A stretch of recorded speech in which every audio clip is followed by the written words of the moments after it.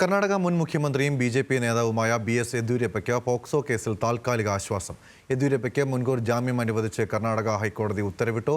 എന്നാൽ കുറ്റപത്രം, അന്വേഷണമടക്കമുള്ള കാര്യങ്ങൾ നിലനിൽക്കുമെന്ന് കോടതി ചൂണ്ടിക്കാട്ടി.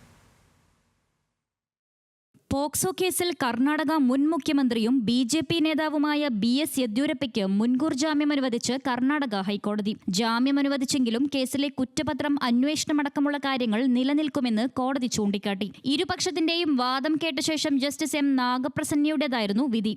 കേസ് വിചാരണ കോടതിക്ക് കൈമാറി. നേരത്തെ യെദ്യൂരപ്പയെ അറസ്റ്റ് ചെയ്യുന്ന നടപടി കോടതി താൽക്കാലികമായി തടഞ്ഞ് ഇടക്കാല സംരക്ഷണം നൽകിയിരുന്നു. യെദ്യൂരപ്പയുടെ ഡോളേഴ്സ് കോളനിയിലെ വീട്ടിൽ സഹായം അഭ്യർത്ഥിച്ച് അമ്മയ്ക്കൊപ്പം എത്തിയ 17-കാരിയായ പെൺകുട്ടിയോട് ലൈംഗികാതിക്രമത്തിനു വിധേയയാക്കുകയും അശ്ലീല ചുവയോടെ സംസാരിക്കുകയും ചെയ്തെന്നാണ് പരാതി. പെൺകുട്ടിയുടെ അമ്മ നൽകിയ പരാതിയിലാണ് എഫ്ഐആർ രജിസ്റ്റർ ചെയ്തത്. പിന്നാലെ മാർച്ച് 26-ന് Bengaluru Sadashivanagar police case register ചെയ്തു. ബംഗളൂരുവിൽ രജിസ്റ്റർ ചെയ്ത പോക്സോ കേസിൽ കഴിഞ്ഞ വർഷമാണ് കുറ്റപത്രം സമർപ്പിച്ചത്.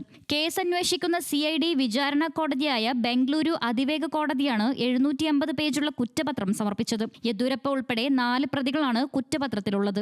പീഡനശ്രമം നടന്നതിനുള്ള തെളിവുകൾ പെൺകുട്ടിയുടെ അമ്മ ഫേസ്ബുക്കിൽ പോസ്റ്റ് ചെയ്തതോടെ പണം കൊടുത്ത് പരാതി ഒതുക്കാൻ ശ്രമിച്ചുവെന്നും സാമൂഹ്യ മാധ്യമങ്ങളിൽ നിന്ന് വീഡിയോ ഡിലീറ്റ് ചെയ്യാൻ ആവശ്യപ്പെട്ടെന്നും കുറ്റപത്രത്തിൽ പറയുന്നു. 81-കാരനായ യെദ്യൂരപ്പയ്ക്കെതിരെ പോക്സോ നിയമത്തിലെ 8, 354A, IPC 204, 214 വകുപ്പുകൾ പ്രകാരമുള്ള കുറ്റങ്ങളാണ് ചുമത്തിയിരിക്കുന്നത്. National desk, news Malayalam.